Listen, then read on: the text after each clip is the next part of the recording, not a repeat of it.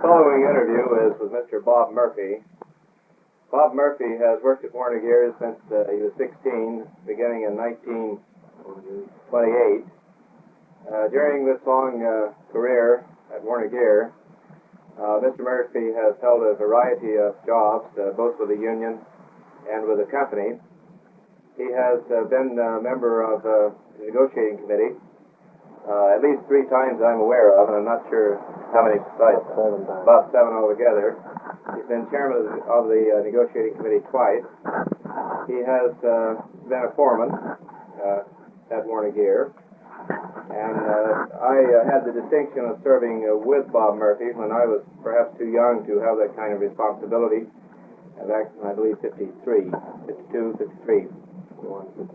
And Bob is one of the people who stands out in my mind as being a person of great dedication and very strong will, strong opinion, and very dedicated to the cause that he worked for. And he did a great deal to advance, to help bring about the favorable working conditions and the benefits that the workers at Warner Gear are proud of today, and they can enjoy these benefits in the future. Now, Bob, I told you, I believe on the telephone, that I'm making these tapes for my own benefit to some degree. I'll use them as a basis of preparation of the history of Local 287, which I intend to use as a doctoral dissertation at Ball State University.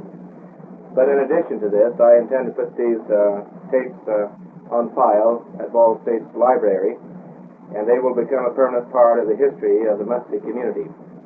And they'll be there, hopefully, for the benefit of history teachers and students of history who are interested in the history of industry in this community, the history of Muncie in general, and especially the history of the labor movement. And if that's all right with you, we'll start from there. It's good enough. Bob, you went to work at Warner Gear when you were 16, and that's been a few years ago. And when you went to work there, I imagine things were considerably different from what they are today. Did you have a union at all when you went to work at Warner Gear? No union at all. Would you tell me a little bit, Bob, about the working conditions that prevailed at Warner Gear in 1928, 30? Well, the plant then was strictly a family affair. If you were a friend or a member of the family, either close or distant, why, you held a job during slowdown periods. If you were not a member of the family or a distant relative, well, then you were laid off at the first cutback that there was. And there were no working conditions whatsoever. No seniority rights of any kind? No seniority rights. If a machine broke down, why, the foreman called the maintenance department. The machine would be repaired within a 2 to 3 hour period or 4 hour period. Why, you were told to ring out and sit in the lobby. And did you get paid for that time? No pay at all. We were told to sit there, and if we weren't sitting there, well, then at the end of the 3 hour period, well, then the foreman went over to the employment office and hired another man for your job. And that's happened quite a few times. It's happened to me quite a few times to go out and sit in the lobby and wait till the machine was repaired. And I can remember one instance where I got a little bit too hot walking to work. So I went to the restaurant across the street, and the wife of the proprietor there gave me something to make me sweat. I quit sweating. And the superintendent of the plant came over looking for me and said, "Are you going to work tonight?" And I said, "If I feel all right the next half hour." And he said, "You better feel all right, because your job's got to run tonight, and if you don't run it, somebody else is going to have to." And I've been there a few years at that time. I'd been there about 5 or 6 years at that time. Did he mean by this that he's going to hire someone to replace him? My job had to run that night. If I didn't run it, somebody else would run it in my place. And it would be a man-hard to do that job. Well, how about the following night? Did you have your job back then? No. You were out of the shop then. It sounds as though the workers were pretty much at the mercy of the management. Well, the rule of the manufacturer was then, and there is no doubt in my mind that you keep them broke, you keep them happy, you keep them working. And the wage schedule then, of course, the prices then were nothing in comparison to what they are now on buying commodities and stuff. But, I would say 35 to 45 cents an hour was a good production rate at that time. 50 cents an hour was a maintenance rate. Did Warner-Gear pay comparatively high wages in those days compared with the other industries in Muncie? They were considered the highest in Muncie for that type of labor, and any mechanical labor, they were considered the highest in Muncie. Before you had any kind of union at all? That's right. Now, when did you get your first union at Warner-Gear? Well, we tried to, we got our first union, I imagine, possibly, Plant 2 was built in 29. It was during the Depression that the company established the company union. And our representatives then were one from each plant. We had Mr. Joe Douglas from Plant 1 and Mr. George Pittenger from Peckenball from Plant 2. And they met with the company on issues that the men in the shops wanted to present before the company. And we received no satisfaction whatsoever on any grievances we had that I can remember. Then in 1935, we tried to organize an AFL. And as far as I can ascertain, then the organizer got approximately 100 of us in it, and we paid $5 initiation fees, and we didn't see the organizer.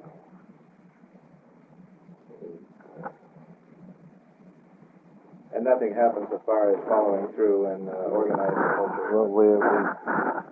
Was this only for the skilled trades workers, or was this... This was for the production workers and the skilled trades.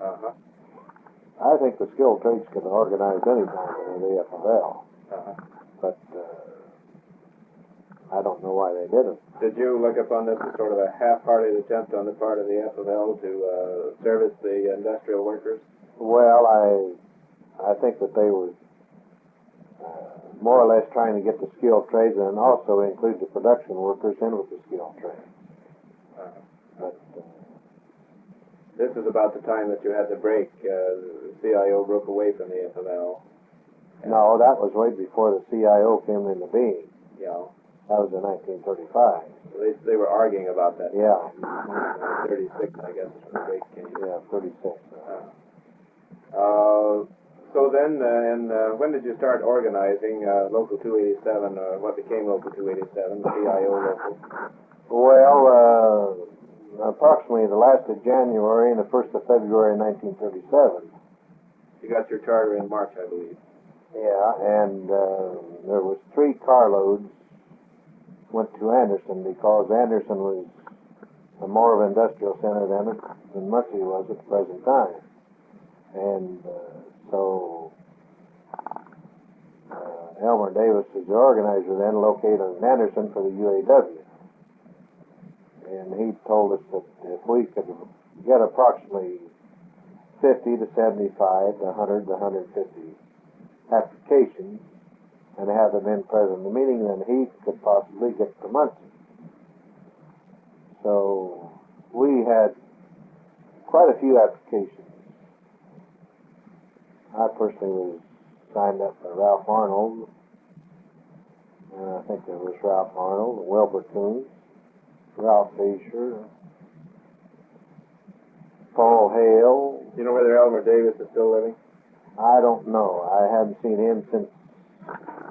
Well, I think he went the other way on a split with Homer Martin. Did he? Mm-hmm. Now, it's interesting that you would remember the name of Homer Martin, because most people don't remember that this individual was at one time head of the auto workers. He was head of the UAW, Yes. and then when the split came, we had a little treasury at that time. The trustees took the treasury and cashed it in and took it down and deposited it in the Bank of Newcastle. And nobody knew where our money was but one or two trustees. And it was strictly for the benefit of the local union, and nobody knew where anything was. But we didn't know whether one officer would go with Homer Martin, the other one go with Walter Reuther. So we left it up to two of the trustees to take care of the financials of the local union. Did you know Homer Martin? Did you ever see him? No, I have seen him. I've been in his presence, but as far as being personally introduced to him, I don't think I ever was. Did you ever come to Muncie when you were trying to organize? No, I think the closest he got to Muncie was either Anderson or Newcastle. He was in Anderson. I don't know whether he came to Newcastle, but he did come to Anderson. Well, when did John Barty come in the picture? Now, I understand that he swore in. I think John Barty was appointed regional director. I think you're right. And John Barty was I would say a politician in the local union movement. You and I were not. That's true. Okay, go ahead. But as far as being educated in the union welfare, I don't think John Barty at that time had much union education. But he was a hell of a good politician with a big diamond ring. He still has it, incidentally. Does he? I talked with him a month ago or so. He still has the diamond ring. The stick pin. Does he use the stick pin yet too, huh? Yes, he does. Well, that's quite interesting. Then you took two different groups to Anderson during January and February of 37. Yeah, 37. And then did Homer, not Homer, but did Elmer Davis come to Muncie? He came to Muncie for, I would say possibly 4 or 5 meetings. Do you remember, Bob, whether he swore people in when he came to Muncie? Yeah, he swore in the officers. Well, were you growing then? We were growing all the time. Mm-hmm. We even had a bank account, Ralph. I would say for possibly a month and a half, that Ralph Fisher carried the treasury of the local union in his bill. Yeah, I've heard that he carried around his pocket. Sometimes hanging out, maybe. He carried it in his billfold. Yeah. And I would say there's possibly $50 to $100 in the local union treasury. Because I think the International at that time got all the initiation fees. I don't think none of them was returned to the local union. Bob, you joined the union. You were one of the early joiners. You went to Anderson, I believe you said. I went to Anderson one time. But, who swore you in? Do you remember? I don't think there was any swearing in then. Yeah, just swore one another. That's right. We just swore one another in, and. Well, let me ask you: do you consider that Local 287 was organized from within or from without? The organization was strictly from within, because we organized up. I would say approximately. I have no date on how many employees we had at that time, but we were around organized. 2,000, we'll say. Well, I would say 1,600. Yeah. But I would say even before we had an organizer in Muncie, even before Elmer Davis came to Muncie, we had approximately 250 to 300 men signed up in the local union. Now, was this a hazardous thing? Did you risk your job when you asked a man if he It was very hazardous. There was one man in particular that worked in first aid that was let out by the company because he was more or less considered a confidential clerk. He was a first aid man, and even though he wasn't a nurse, we didn't have nurses at that time. Yeah. But his last name was Austin. I always called him Red. He was a red-headed fellow. But he was given his job back. And he signed up quite a few guys that came to first aid for treatment or aspirins or relief. Was he eligible to belong to the union himself? Well, he thought he was, and we thought he was, but I guess he wasn't. But he still signed up. Yeah, that's right. And then he came to work in his shop afterwards, where he could belong to a local union. Uh-huh. Bob, why did the fellows want to belong to a union in 1937, the early part of 1937? Well, it was more or less. You won the election overwhelmingly, you remember that. More or less of a family affair, and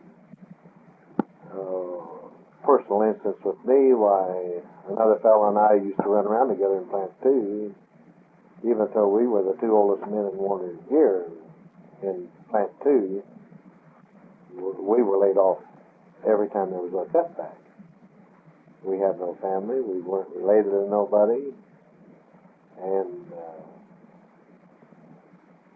so... You didn't think that was right? If you wanted protection, if you wanted your job and wanted to keep your job and keep your 50 cents an hour for a period of 9 months out of the year, we were always short of about 2 to 3 month layoff every year. We had to have some sort of protection. How did you go about choosing your first officers? Well, I think they were just more or less elected by acclamation of the people present. At one of your meetings? Yes. Were these meetings secret?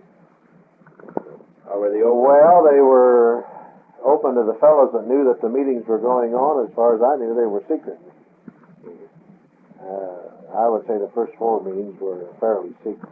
I found nothing in the newspapers about these meetings. That's right. But they didn't know about it. Well, the company knew about it because you don't know who you're talking to in the company, sure. even though they do sign a union card. But I was fairly certain the company knew. By the local city political administration, the local government. Well, we were treated fairly well because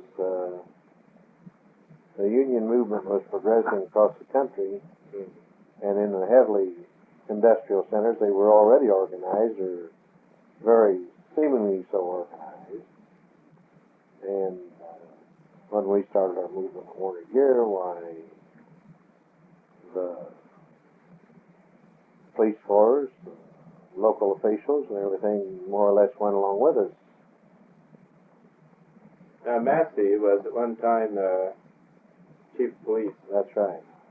And he was hired by Warner Gear. Do you make any connection there at all? Well, it's off the record. Oh, okay. I had read in Robert Lynn's Middletown in Transition that Chevrolet had hired a prominent police officer. Presumably, the author was implying that they had done this to discourage close relationship between the police department and the labor union people. No, that's right. Now, I'm not saying the same implication could be drawn as far as Warner Gear is concerned. But when I saw this in the newspaper, I just thought about what Lynn said about what Chevrolet had done. Well, going back to the organization, now, how did you get your charter? Well, as far as I know, there was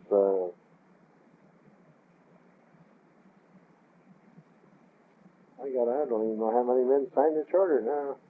I have a copy of it, Bob. I'm not sure either, but I would I think there was 20, 20, 25, maybe. 15. Maybe so. 15 or 20. It wasn't too many. As far as I know, I think 18 is what was required. Was it 18? I would say 15 to 20 signed. And the older fellows that were present at that particular meeting are at the local union hall. Now we just about had our local union hall at the corner of Hard and Walnut Street, down in the Benham building. We had a room and an office. And the older fellows that were there at the present time signed the charter. Is that the old 416.5 location? That's 416.5. Now, when did you get that? Oh, we got that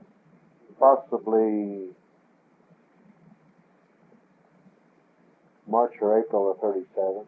And then you kept it until you built the new building. Well, we kept it until we built the present building we're in now. All right, Bob, let me move on down the historical dates then. And 38, as far as I can determine from reading the newspaper, you had very little difficulty renewing your contract.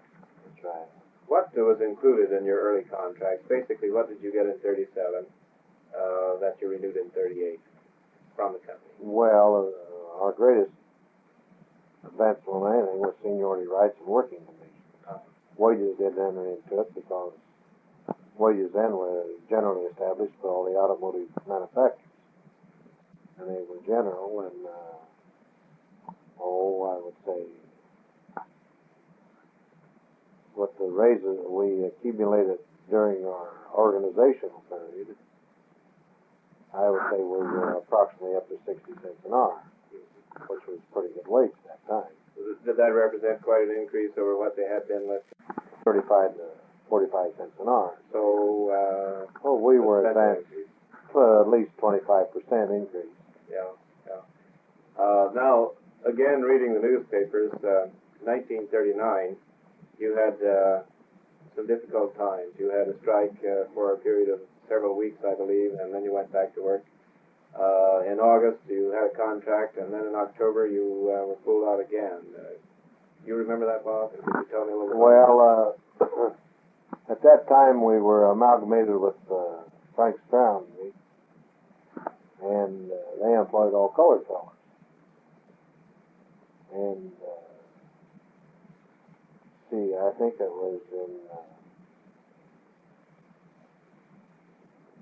I can't think of the plant then, it was in Michigan. And Michigan had then had a 30-day cooling off period.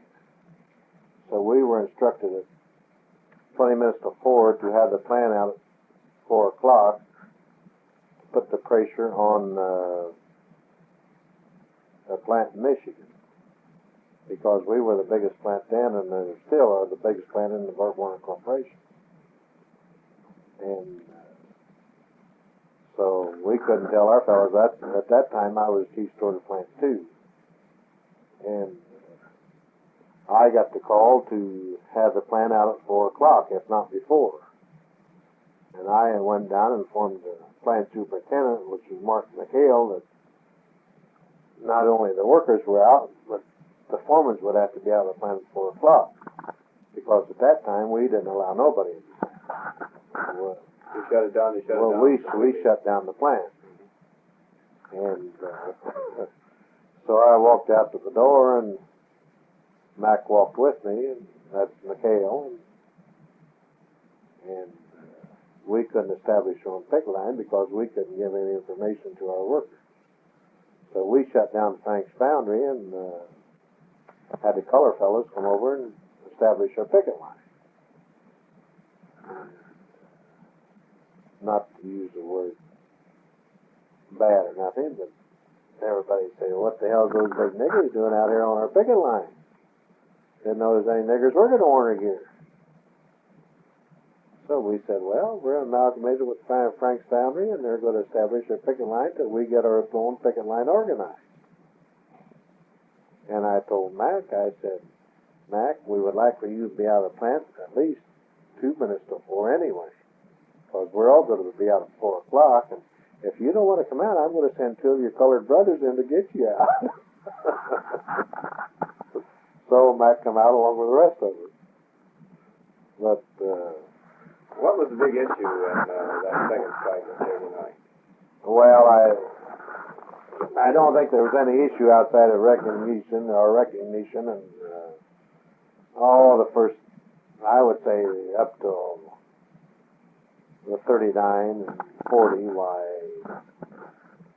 up to National Emergency Command and everything, that the company was always trying to beat you down and take your recognition away from you. You know, a couple or three fellows have suggested that, and that's interesting that you bring it up. Paul Cooley gave the date World War II, and it wasn't really until the end of the war. It wasn't. Someone else said 1950 before you really got accepted as it wasn't World War II, it was when the emergency came along, which was possibly the last of 39, the middle of 40. Now that's when they started enlisting fellows, and or not enlisting, but drafting them, and also when you start building war supplies. Now, when the split came between the Homer Martin faction and the R.J. Thomas Ruther Brothers faction in the UAW, and when Homer Martin finally pulled his minority splinter group out and went back to the AFL, how did this affect you fellows here at Warner Gear? Well, we had a few fellows that wanted to go with Homer Martin. We also had a few fellows that wanted to go the other way. So we had two of the trustees, and what were then, we would say, leadership of the local union, which is far-fetched because we had no leadership then. We just did whatever we wanted to. Each department, each plant worked as good as they could under the present conditions. Well, we instructed those two trustees to remove our treasury to a place that nobody knew about, not even the rest of the officers. And I think Virgil Black was one of them. I'm not sure about the other one. I think it was Richie. Now, Richie's name, I can't recollect his first name. But they removed the treasury of the local union from Newcastle until the split was over. And Homer Martin had a man in town at that present time, I'm fairly certain now. And trying to talk us to stand with the Homer Martin faction. Well, the consequence was that we didn't stay with the Homer Martin faction. We went the other way. Well, is this the same time the AFL tried to cut back in? Oh, yeah. Mm-hmm.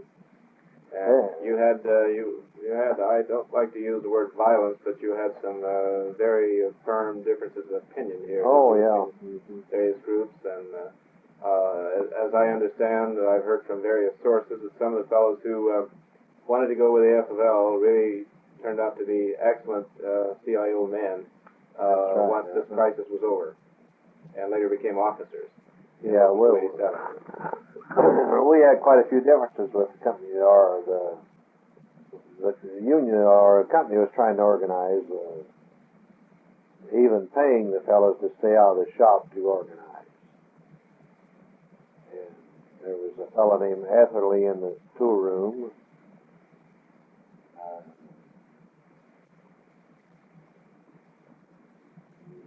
There was Fuzzy Fur. There was Glenn Goff.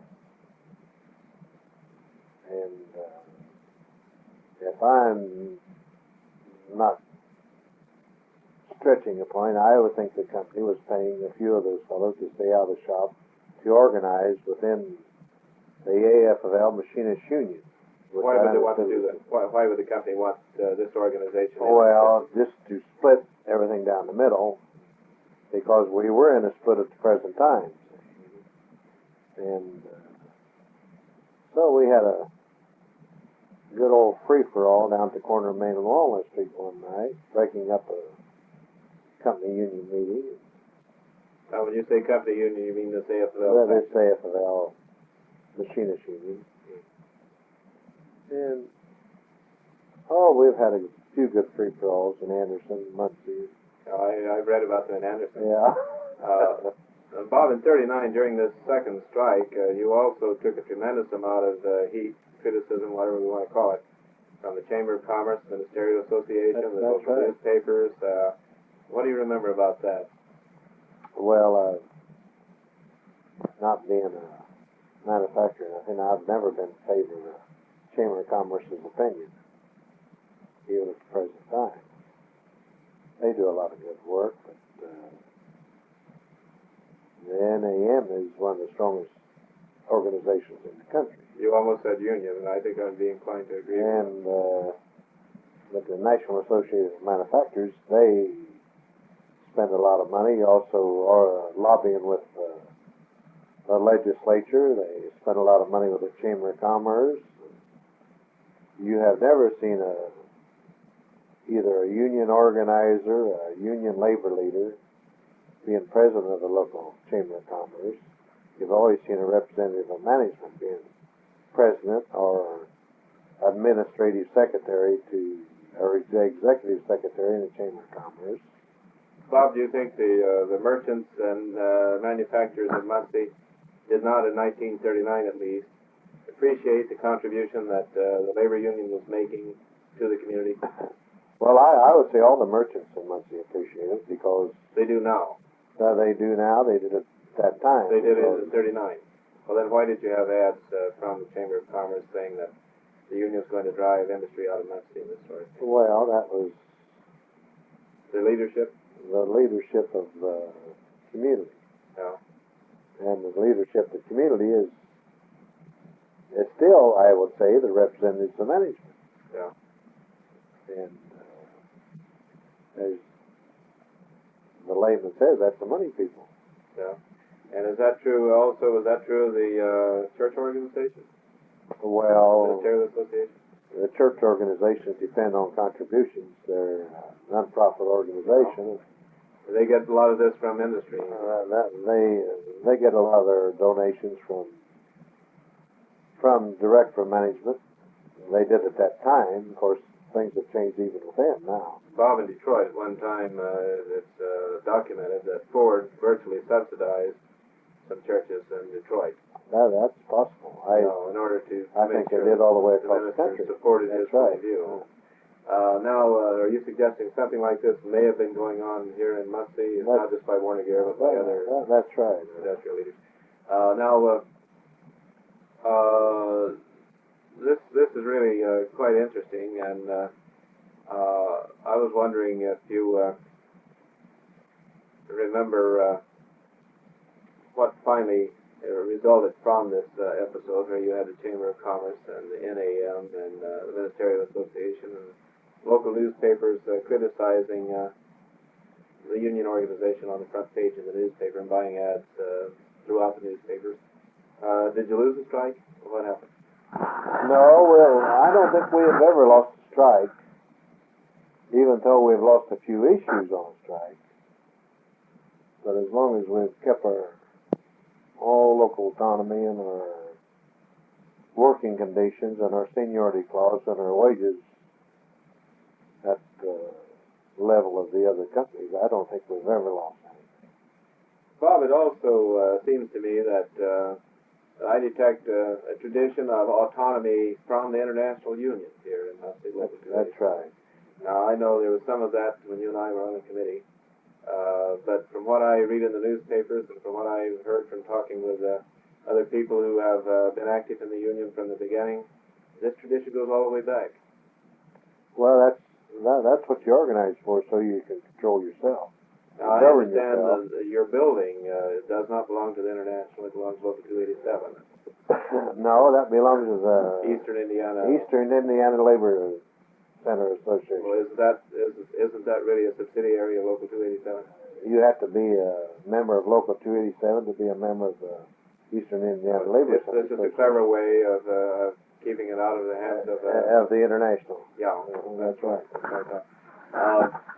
So you do have this strong local autonomy attitude prevailing. That's right here, and there is resentment. Now, some of this go back, I wonder, to 1939.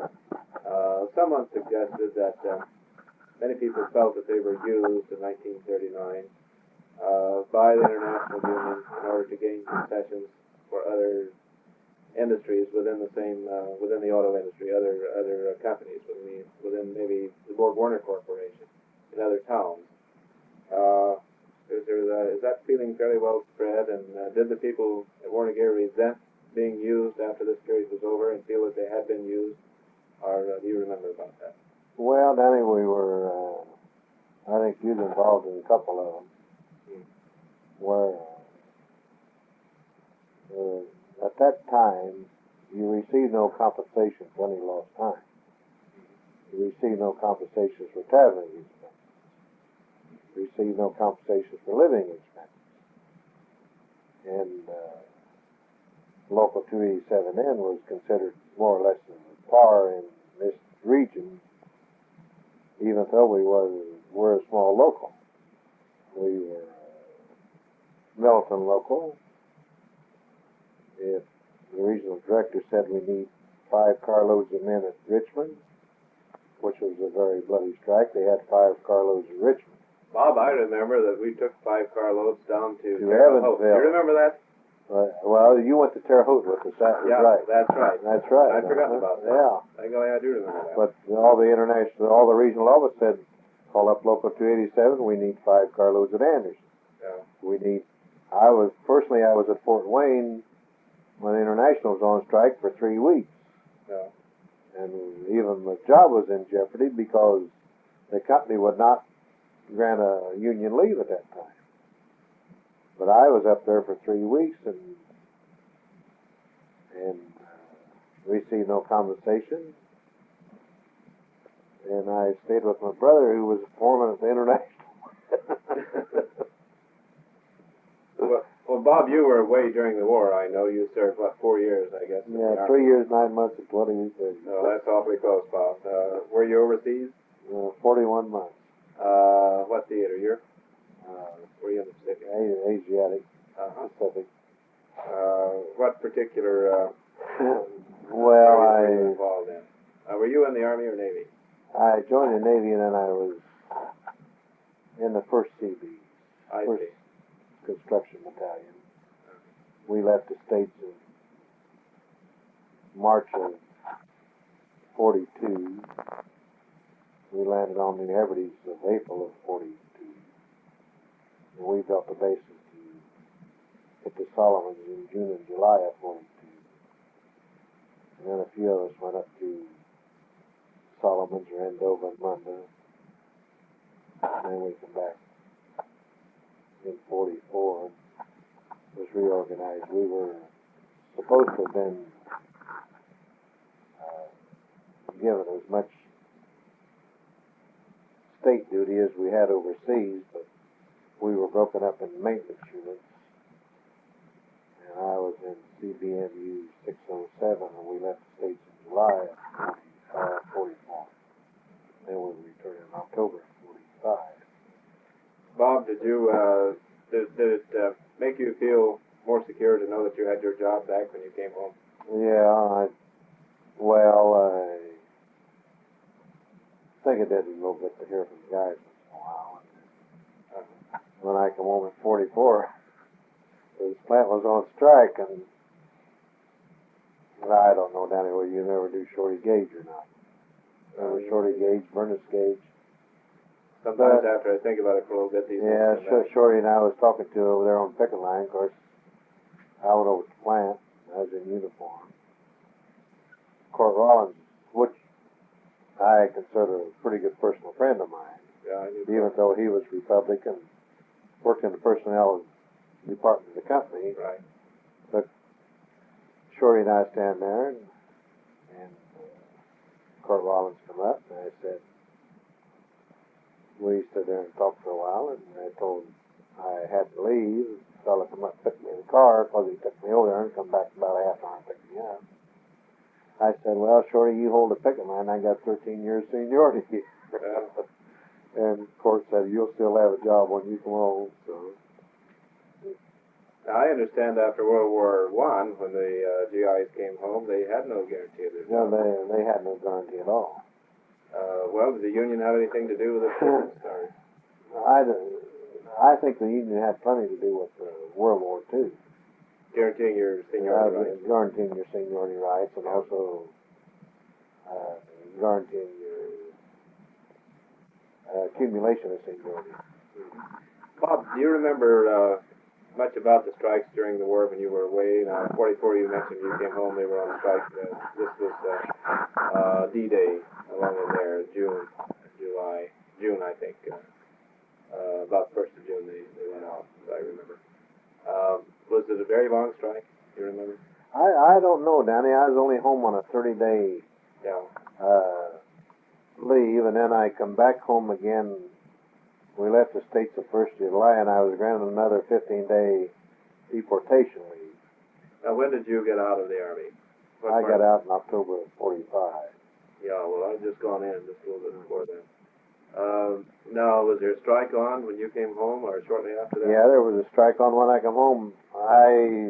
Reason I remember it, the strike started the same day that I landed in the States was September the 26th. Yeah. In 45. Yeah. And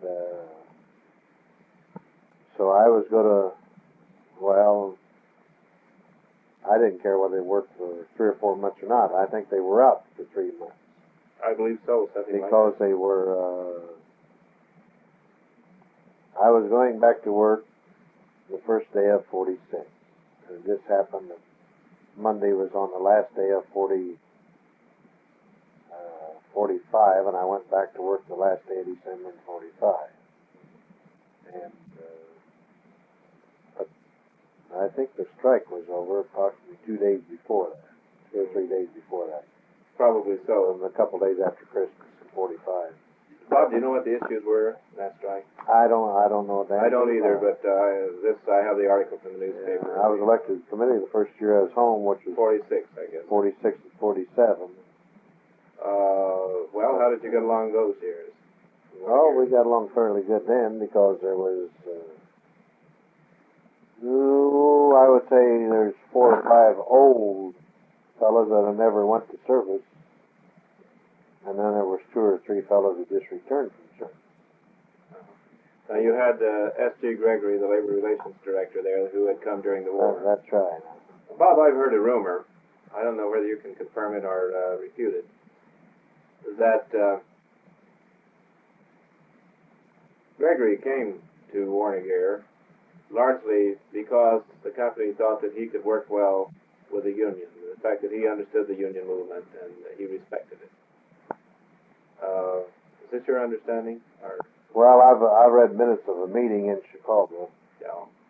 where Emmert and part of the company personnel department had attended a conciliatory meeting in Chicago, which S.G. Gregory officiated, and they liked his manner and his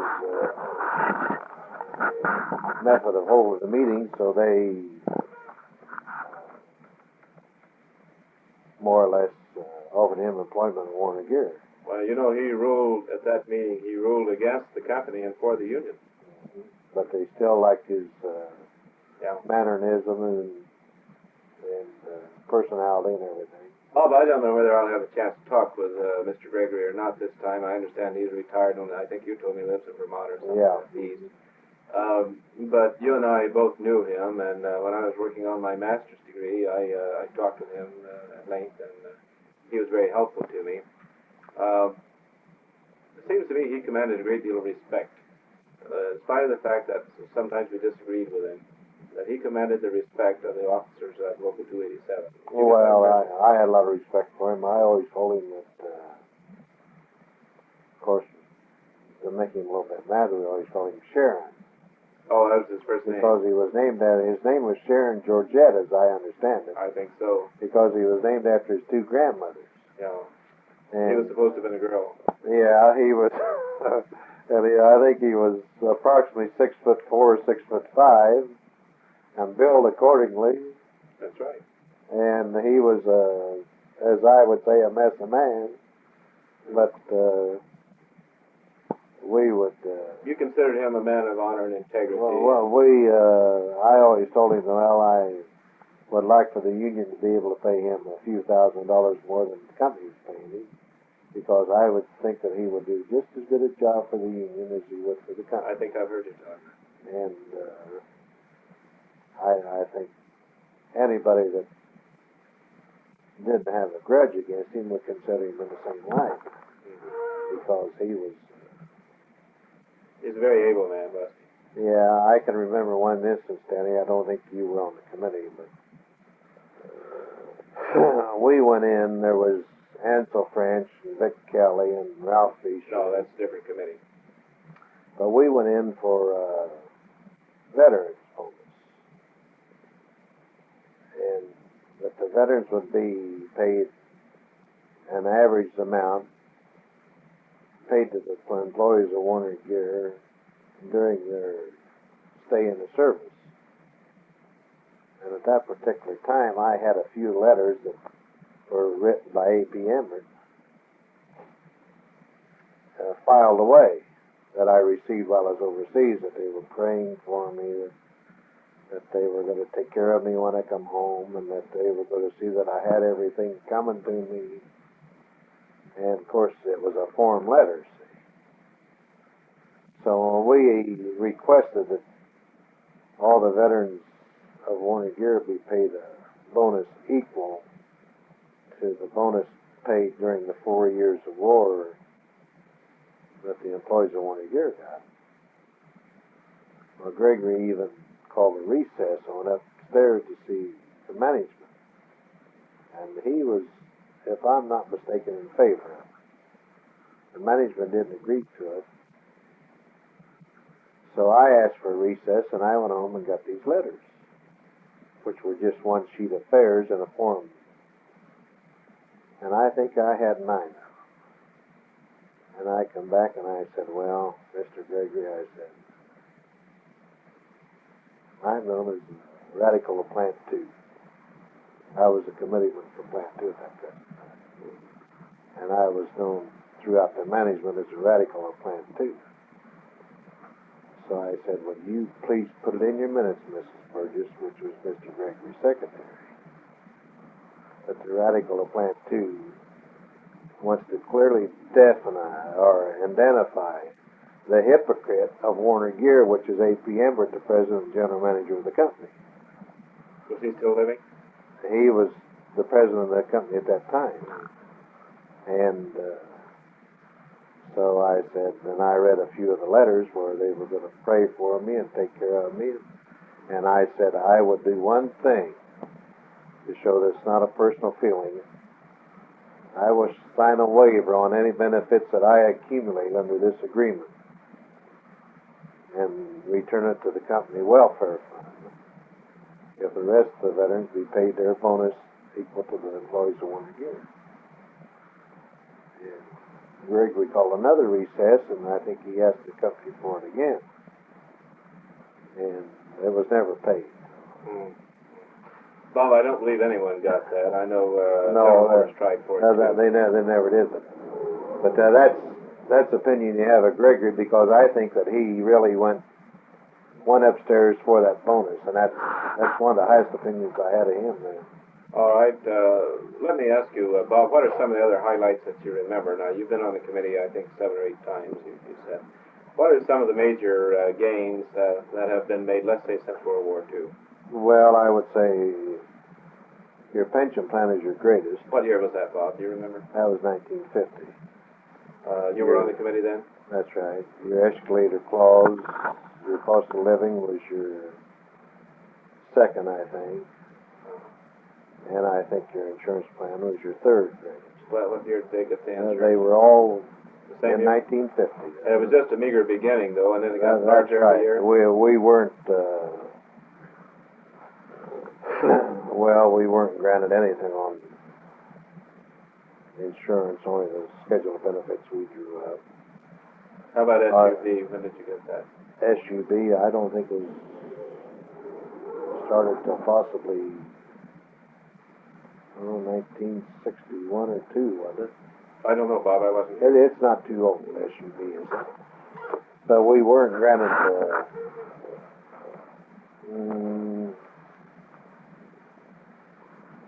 what do you call them, Danny? On your pension plan. I don't know, Bob. I'm not that Okay. I might know if I heard it. Vested rights. Yeah. Well, now you have vested rights. What does it mean? Your vested rights is that there's so much money set aside for you. The company cannot discharge you. You cannot quit and void those rights. That is, you can quit. The money is yours. You can freeze your plan until you want to draw it at the age of 65 or 62. See? And the company cannot discharge you. Well, at the present time, I've been there practically 41 years. Now, that would be a good point for the company to fire me tomorrow and say, we no longer need your services for some and make it stick, but they still can't take away my pension. Bob, could this sort of thing have happened before you had a union? Oh, Christ, yes. Did this sort of thing happen to you? This thing happened hundreds of times before you had a union. All right. Have you had any major strikes since World War II that come to mind? 1953 is the only one I can say. How long was it? Do you have any idea on that? Well, that was 10-week strike. Oh, I remember that one. Yeah.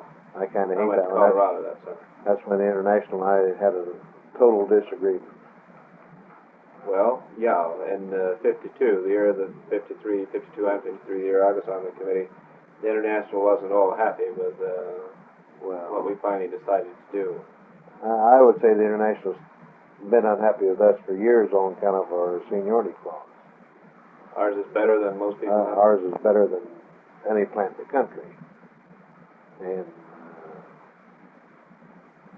the International is always trying to more or less tear down our seniority clause because they can't get it for a few of the other shops. Well, we have, but we still have the same one as you when you worked there. We have occupational units, production and non-production. Yeah, well, Gregory tried very hard that year to get us to make some concessions, and we tried to work something out. That's right. But we wouldn't give up the basic clause, or basic form that we had. Bob, when was the building built on South Walnut Street? Do you know? Gosh, I don't know now. Probably 53 or somewhere along there. Yeah, it was before 53. Was it? It was around 1950, I imagine. When was the land acquired? Do you know on that? Well, I don't know. They bought that old home down there not too long after the war. I would say it was possibly 47, 49, somewhere along there. Now I understand they have a park. They have something like a country club, probably. There's it used to be a swimming pool. It's an old gravel pit, and I would say there's quite a few acres out there, and quite a few good facilities, good fishing, good. You go out, Bob? No, I used to go out there. Martha used to swim out there all the time. And it's one of the best swimming places around here. And then there's a nice home there, a nice barn. I guess they made a concession stand. And I don't know. Now this has been the last 3 or 4 years that they bought this and started developing. Oh, I'd say within the last 5 years. Bob, now you also, skipping back a little bit, have worked for management. That's right. When were you on supervision? Well, I was on supervision 55, and I was on supervision about 57. And I tried 2 hitches up. I was on the other side of the fence too many years. Is that right? Yeah. How did you get along with the union steward and the committeeman when you were on supervision? Oh, I got along with them fairly well. How did you get along with management while you were on supervision? That's a mean question, I guess. Well, when you work for management, you work for management. Of course, management won't instruct you to set on anybody. That is, as far as Warner Gears goes. They never told me to do anything that I shouldn't do, but I didn't want to do, and I did about everything on my own. But after you're on the other side of the fence for so many years, and you never sat on. I've never sat on top of the fence. I'm either on one side or the other. So, knowing you, Bob, I would have to agree with that entirely. I just about all I want of it. Now I go to work at 7:30, get off 3:30. Bob, you feel that many of these gains, such as unemployment insurance, such as retirement benefits, paid insurance, and seniority rights, would have come about whether you had a labor union or not? Oh, there's no doubt in my mind we never achieved anything unless you had a labor union. How about better wages? Well, just an instance of how your company can work. At one time, quite a few years ago, Plant 2, well, 2 years, nights, didn't have no day turn. So we drew up a petition, even before we was organized, that we wanted to work days. There wasn't a man working on in Plant 2 on days, and the company gave us the reason their power would be cheaper if they could balance it between Plant 1 and Plant 2, and Plant 2 would have to work nights to balance the power. So George Bunner, who then was general manager and general superintendent, he was general superintendent, not general manager. He called us all down the middle of Plant 2, and he said,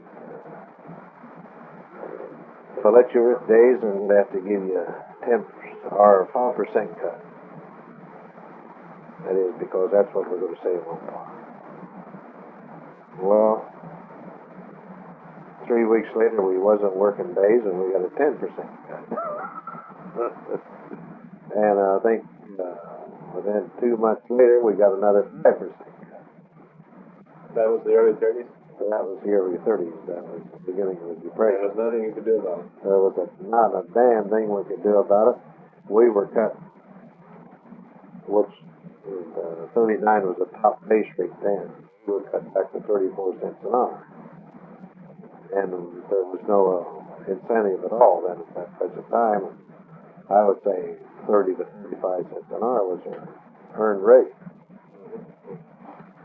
Bob, do you think Local 287 has been beneficial to the corporation of Ford Warner and to the management at Warner Gear, as well as it has been to the employees of Warner Gear? Well, I think that the company has made more money under union representation. I think they've enjoyed better material going out of the plant. And I think they've also had better feelings between your foremans and your workers than they used to have, because how the foreman, they come up and tell you to do something, you either done it or you didn't do it. But now, if you don't want to do something, you go get a union representative and go see the foreman, and you have a little talk, and you leave the office in a pretty good mood. Well, how about as far as the community is concerned? Has the union done anything to promote the interests of the community? Oh, I think the officers and the representatives of the union have done a lot to. You've had several people who've run public service, haven't you? That's right. Have you ever run for public office, Bob, outside the union? No. But we can name probably a dozen who have. Oh, that's right. There's and they serve also from the mayor and the sheriff and right. chief of police. That's right. Right. Not both Republican and Democrat. Right. Do you think today that the merchants in the community and other civic organizations respect the labor union in Muncie, the labor union movement, and respect Local 287 at Warner Gear, and accept the fact, recognize the fact that the union is here to stay and that it has made a positive contribution to the community? Well, I think all your merchants and all your, even your Chamber of Commerce at the present time, and Red Cross, your community fund, and all that, respect the union now just as much as they respect the company. I see. Because the union representatives contribute just as much effort to the growth and the well-being of the community as the company has now.